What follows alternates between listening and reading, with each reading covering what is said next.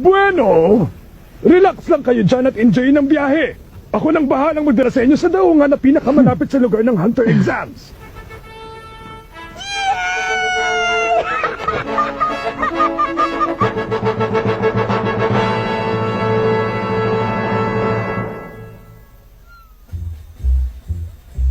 Matapos nilang maipasa ang pagsubok sa barko ng kapitan, ang grupo ni Nagon, Kurapika at Leorio nakarating na ng ligtas at walang aberya sa Dole Harbor.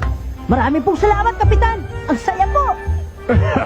Wala yon, bata! Nag-enjoy din akong maisakay kayo. At bilang pagtanaw ko ng pasasalamat sa pagaliw nyo sa matandang ito, hayaan mong bigyan kita ng espesyal na tip. Ano po yun? Tumingin ka doon. Nakikita mo ba yung higanting puno ng sedro doon sa pinakatuktok na bundok ngayon? Opo. Doon kayo dapat unang magtungo. Shortcut yun papunta sa lugar ng exam. Talaga po, shortcut? Basta doon sa punong yon? Ang galing! Sige po, gagawin namin yon. Salamat po. Good luck sa inyo, ha? Kayo din po, Kapitan! Mag-iingat po kayo! Wala kang dapat ipag-alala, Jin. Lumalaki bilang isang mabuting bata ang anak mo.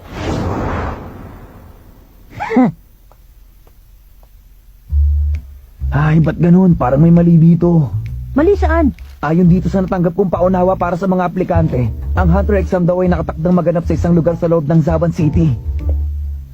Nandito tayo ngayon. Pero yung sinasabi mong puno ng sedro ay nasa kabilang direksyon ng Zaban City. Baka naman nagkamali ka ng rinig sa kanya. Ang sabi niya sa akin, doon daw tayo dapat unang pumunta. Bakit ganun? Ang labo kasi ng paunawang to, pa-mysterious effect pa. Hindi pa sinabi kung saan mismo sa Zaban City ang lokasyon. Pinahihirapan pa tayo eh. Ang inatas na hamon ay hanapin ang lugar ng exam kahit limitadong impormasyon. Bahagi yun ng pagsubok natin bago tayo payagang mag-Hunter exam. Alam ko yun, oh. Ano bang palagay mo sa akin? Hindi makaintindi? Pupuntahan ko pa rin yung puno para makita. Sigurado ako may magandang dahilan si Kapitan. Hoy, teka. Seryoso ka ba? Yung bus na papuntang Zaban City malapit nang umalis. Baka mapalayo ka ba dyan? Hoy, God! Dumayan! Yung batang yun talaga, masyadong madaling maniwala sa iba. Hindi siya basta dapat nagtitiwala. Ha? Hoy, saan ka naman pupunta, Kurapika? Wala akong pakialam sa payo ni Kapitan. Naaliw ako sa ugali ni Gon kaya susundan ko siya. Sumakay ka na lang sa bus kung ayaw mong sumama. Ah, ganun pala ah. Bahala kayo. Okay, fine. Nice meeting nyo na lang. Babay na. Kung gusto nyo mamasyal at magpaligoy-ligoy, pues ako hindi. Talaga magbabas ako. Hindi ko na problema kung maligaw kayo. Sabi ko na, patibong lang yun eh. Buti na lang wala ni isa sa mga bus na yun na nakarating sa Zaban City. Pag mga baguhan talaga, ang daling mauto ng mga ganun pakana. Ayun, kawawa mga loko. Hoy, kayong dalawa! Hintayin nyo ako!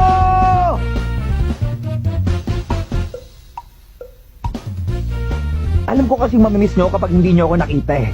At dahil mabait ako, sasamahan ko na kayo. Isa pa, baka biglang kailangan nyo ng malakas na bodyguard, hindi ba?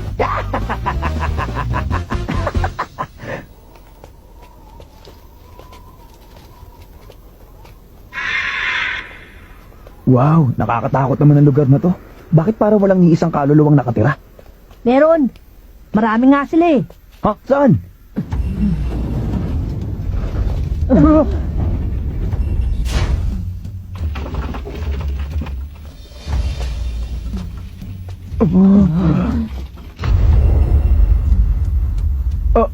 Ano bang gimmick ng mga to? Kagimbal-gimbal. Ha? Kagimbal-gimbal? Kagimbal-gimbal. Kagimbal-gimbal? Ang kagimbal-gimbal na 1-2 quiz!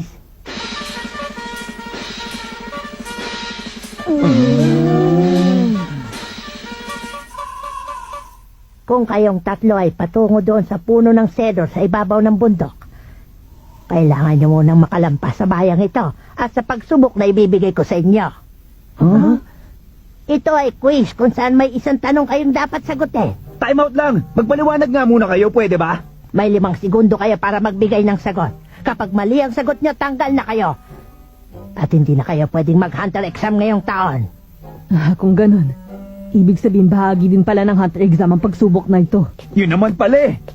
Expert yata ako pagdating sa mga quiz. Teka, isang tanong lang! At ang pagpipilian na sagot ay 1 o 2 lamang.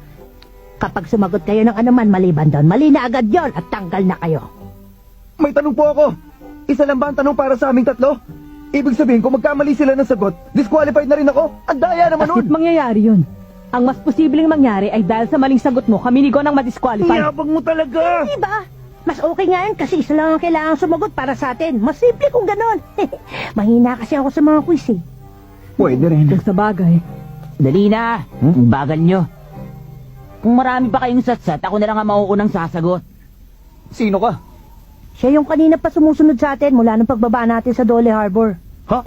Talaga? Pasensya ka na, bata. Hindi ko naman sinasadyang balinig ang pinag-uusapan nyo ng matanda eh. Ano na ang pasya nyo? Total, mukhang nagmamadali ang mokong na to. Paunahin na natin siya. Mas okay yun na marinig natin ang tanong. O sige, okay lang sa akin. wala rin kaso sa akin yun. Kung gano'n, handa na ako. Mahina pala mga to eh. Malaking pagkakamali ang paunahin ako dahil mag-iiwan ako ng mga patibong para sa inyo. Pues eto na ang tanong. Dinakip ng mga masasamang loob ang iyong nanay at girlfriend. Isa lang sa kanila ang pwede mong iligtas. Ang 1 para sa nanay mo. Ang 2 para sa girlfriend mo. Sino ngayon sa kanilang dalawa ang ililigtas mo? Teka, ano bang klaseng quiz yan? Oh? Ang tamang sagot ay 1. Os, anong basihan mo? Siyempre nanay, dahil ang nanay, hindi mo na mapapalitan yon. Samantalang ang girlfriend, makakahanap ka pa ng iba. Ganon? Tumuloy ka na. Tama ba yun?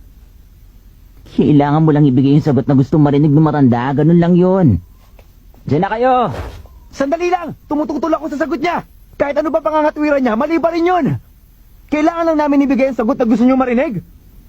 Paano naman naging tama yun? Oh, ba't di kayo makaimik? Basta! Ayoko na! Hindi ito quiz! Lokohan na to eh! Mas pipiliin ko pa maghanap ng ibang Huli daan! na para dyan. Sa puntong to, pag tumanggi kang sagutin ang itatanong ko, katumbas na yan ang pag-atras sa Hunter X. Ang daya! Bulok yung quiz nyo dahil iba-iba ang pwedeng maging sagot! Kahit ano pang sabihin ninyo, walang po pwedeng tamang sagot sa tanong ninyo!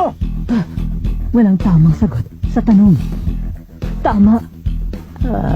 Leorio! Tahimik! Mukhang nalutas na ng batang matang pusa ang palaisipan. Nagsimula na ang quiz, bawal na magsalita. Kapag nakarinig ako ng iba maliban sa sagot, i-disqualify ko kaya. Huwag ka magpadala sa kanya, Leorio. Bahagi ito ng pagsubok nila. Good. Eto na ang tanong ninyo. Kinidnap ang anak niyong batang babae at anak niyong batang lalaki. Pero isa lang sa kanila ang maaari niyong iligtas. 1 para sa lalaki, 2 para sa babae. Sino ngayon sa kanila ang ililigtas ninyo? Kalokohan na to! 5. Sige, magbilang ka lang hanggat gusto mo tanda.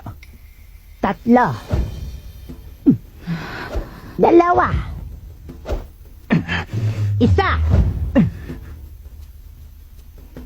Up! Time's up na!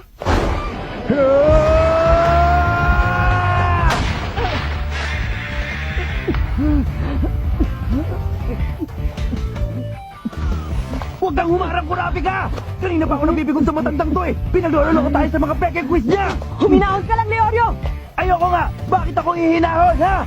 Dahil kapag hindi ka huminahon, masasayang ang tamang sagot natin! Tamang sagot? Oo, tama ang sagot na ibinigay nating 3. Dahil ang tamang sagot sa pagsubok na ito ay katahimikan. Ano? Pakipaliwanag nga. Ikaw ang nakaisip. Sinigaw mo pa nga kanina ang tamang sagot. Ha? Kahit ano pang sabihin ninyo, walang pwedeng tamang sagot sa tanong ninyo! Ganun na nga, walang tamang sagot sa quiz na to. Pero ang patakaran ay, kung magbibigay tayo ng sagot, number 1 or 2 lang ang pwede nating pagpilian. Sa makatuwid, walang tama sa mga yun. Kaya hindi natin kailangan sumagot. Pero yung mokong kanina, ba't pinadaan niya? Hindi nila sinabing tama yung binigay niyang sagot. Sinabi lang nilang magpatuloy siya. Hula ko, yung daang tinuro nyo, hindi yun ang daan patungo sa Hunter exams. Tama po ba? Tumpak ang hula mo. Ang tamang daan ay nandirito. Inutumbok nito yung puno ng sedro. 2 oras na lakad lang. Ito pala, ang buong akala ko kanina. Sa ilalim ng punong yon, may makikita kayong bahay. Nakatira doon ang mag-asawang magsisilbing navigators nyo. Kung makapasa kayo sa standards nila, dadalhin nila kayo mismo sa lugar ng Hunter exam. Lola, Humihingi po ako ng dispensa sa inasal ko. Pasensya na po. Para yun lang. Naiintindihan ko. Kaya ako nga tinanggap ang trabahong ito para makilala ang mga tulad ninyo. Oh, Galingan ninyo. At sana maging mabubuting hunter kayo. opo. Oh. Wala talaga. Hindi ko maisip ang tamang sagot. Hanggang ngayon ba naman, iniisip mo pa rin ang sagot sa tanong? Hindi na kailangan. Ha? Bakit? Kanina pa natapos ang quiz, Gon. Oo, alam ko nga yun, pero kasi naisip ko, paano kung sakaling maharap tayo sa ganong klaseng sitwasyon at nagkataon na isa lang talaga sa kanila ang kaya nating iligtas? Paano na? Oh. Napakahirap mamili kung sinong ililigtas ko. Pero malay ko, balang araw kailangan kong sagutin ang tanong na yon. At hindi lang sa quiz, kundi totohanan na.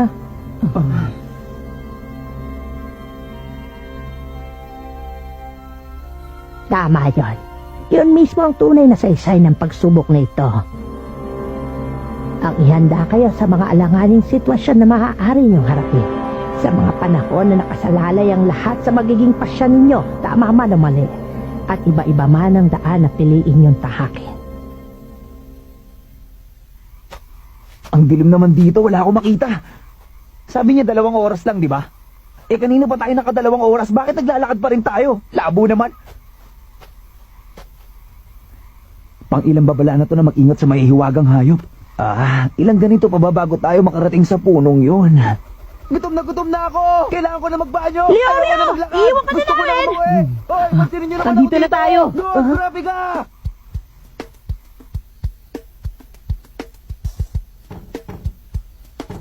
Knock! Tao po! Baka lumabas sila. Bukas yung pinto nyo!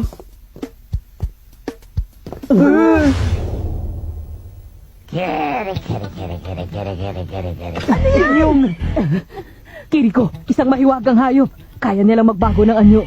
Napakatalino ng mga nilalang na yan. May hawak siyang babae! At may lalaki doon sa sahig. Mukhang malubha ang mga sugat niya.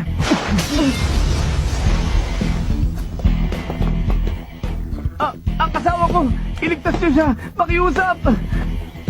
Leorio, ikaw nang bahala dyan sa kanya! Oh, ingat kayo!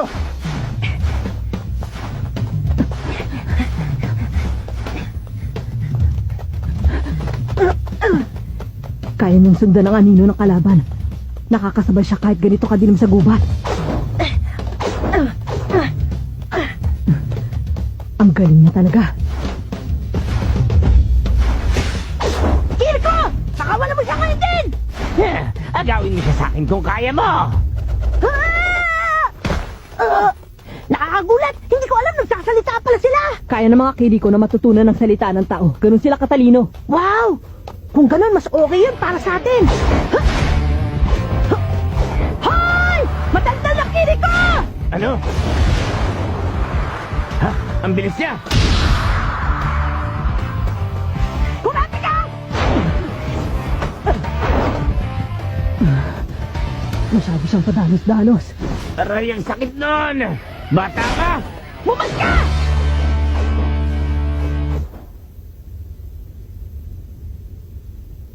Okay ka lang ba? Sinaktan ka ba niya? May sugat ka ba? Okay lang ako. Pero nasa ang asawa ko? Maayos lang ba siya? Huwag kang mag-alala. Inaalagaan siya ngayon ng kasamahan namin. Pwede bang dalhin mo ko sa kinaroroonan niya ngayon din? Ang mga markang yan. Ibig sabihin, Grabe ka! Okay ka lang? Leorio, Ay, salamat buti. Okay lang kayong dalawa. paano yung lalaking iniwan namin sa'yo? Wala nang problema. Okay na siya ngayon. Hindi naman pala ganun kalala ang mga natamo niya sugat eh. Binigyan ko na muna siya ng painkiller at iniwan ko siya natutulog doon. Ganun ba?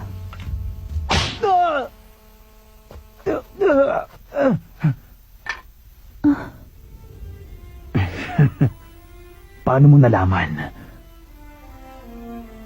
Sabihin mo. Paano mo nalaman na isa akong impostor? Wala akong kaalam-alam na impostor ka, nagkataon lang. Ang alam ko lang, dinilin ko kay Leorio na bantayan niya yung lalaking nasaktan at pumayag siya. Dapat alam din ni Leorio na mapanganib dahil lumalaboy pa yung mahiwagang hayop at malaking katangahan ang ginawa niyang pag-iwan sa pasyente niya kung nagkataon. Kaya naman hinampas ko siya. Ganun lang yun.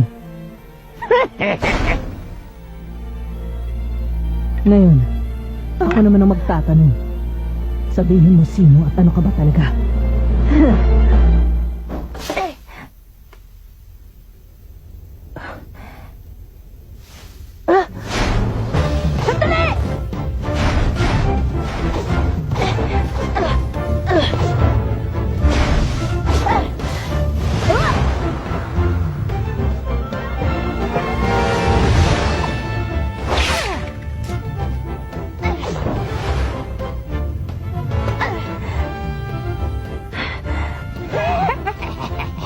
Mabilis ka rin kumilos, Bubuel.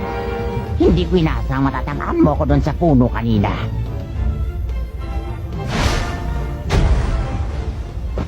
Pero humanda ka ngayon. Dahil ipaparamdam ko sa'yo ang katumbas na sakit na ginawa mong pagkakamaling yon sa akin.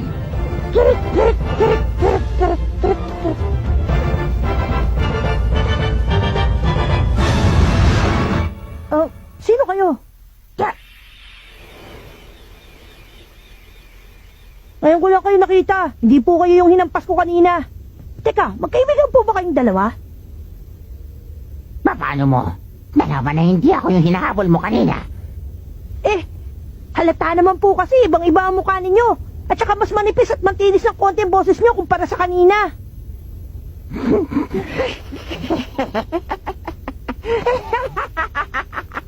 Bakit po? May nakakatuwa po ba sa sinabi ko? Ay, honey! Lumabas ka dito! Maaliw ka sa batang to!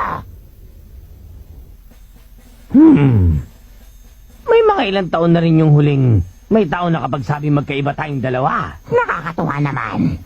Oy, napansin mo rin ba na magkaiba sila? Hindi ko masabi. Siya pala yun. Mag-asawa sila. Yung tatay pala yung tinamaan natin kanina, Kurapika. Hindi ko pa rin masabi kung sino sa kanila yun. Hayaan niyo magpakilala kami na maayos. Kami ang mga navigator. Ang naatasa magbigay suporta sa mga mag-hunter exam. Kami ang mga anak. Kumusta kayo? Pambihira. Bakit naman pinaikot nyo pa kami? Ang lokasyon ng hunter exam ay nagbabago taon-taon. Kaya naman napakahirap hanapin ito. Halos imposible kung walang tulong. Yun ang papel naming mga navigator. Tinutulungan namin ang mga aplikanteng makarating sa lugar ng exams. Kung ganun tutulungan nyo kami. Totoong trabaho namin yon, pero hindi lahat ng aplikante tinutulungan namin. Kailangan muna namin subukan kung karapat dapat sila maging hunter. Saka pa lang namin sila ihahatid sa lugar ng exams. Ikaw, Kurapika, Opo. nagpamalas ka ng matalas na pagmasid sa iyong paligid at hindi lang yon. Pinakita mong napakalawak ng kaalaman mo. Napuna mo kaagad ang mga marka ko at nalaman mo agad na hindi talaga kami mag-asawa. Dahil sa rehiyong ito, ang mga babaeng may ganitong tatak ay nagpapahiwatig na mananatili silang dalaga habang buhay. Para maunawaan nyo ng isang hindi taga rito ay tunay na kahanga-hanga. At dahil doon, pasado ka. Ang galing! Congrats, Kurapika! Salamat. Si Leorio naman, okay. Sa kaso mo naman, hindi ka nagsuspecha na kahit na konti sa tunay kong katauhan. Pero hindi ka naman nagkulang sa pagtulong sa akin. Maayos mong ginamot ang mga sugat ko. At sinikan mo rin ipanatag ang loob kung may babalik nyo ng ligtas ang aking asawa. Masasabi kong higit pa sa ibibigay ng tunay na doktor na natanggap mong pag-aalaga. Para yun lang eh. Maliit na bagay lang yun, no? Dahil sa kabutihan ng iyong puso, napagpasyahan kong karapat dapat ka mag-hunter exam. Kaya Leorio, pasado ka rin. Totoo ba yan? Salamat naman. Congrats din!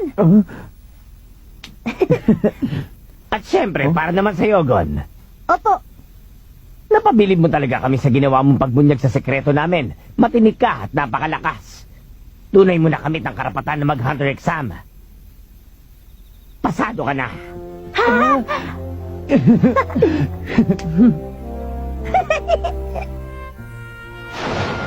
At ngayon, hayaan niyong dalhin namin kayo sa kinaroroonan ng hunter exam. Kurapika! Ang saya at lahat tayo nakapasa, hindi ba? Masyado pang maaga para magdiwang. Magsisimula pa lang ang mga pagsubok natin mula dito. Walang masama doon. Masaya dahil kahit papaano nakaabot tayo dito. Ay, kayo talaga. Puro kayo isip bata. Bakit ikaw? Ano bang palagay mo sa sarili mo, ha? Huwag ka kasing malikot. Hindi ba nalagyan ka? Masayang naglakbay sa himpapawid si Nagon patungo sa lugar ng hunter exams. At doon, ang tunay na mga pagsubok upang maging ganap na hunter ay magsisimula na.